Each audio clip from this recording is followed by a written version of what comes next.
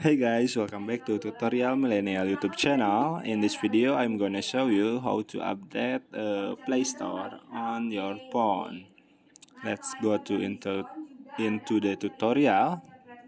First, make sure you already open the Play Store apps, and then go to the profile picture on the right top,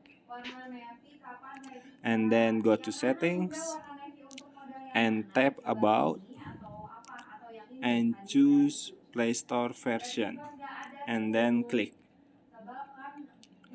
And here my Google Play Store is up to date, and this is the notification from the Play Store.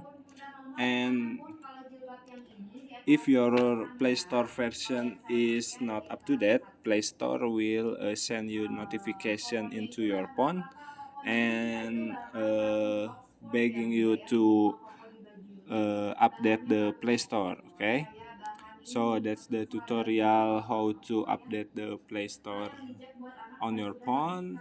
I hope it was helpful for you. Don't forget to like, share, comment, and also subscribe to this channel.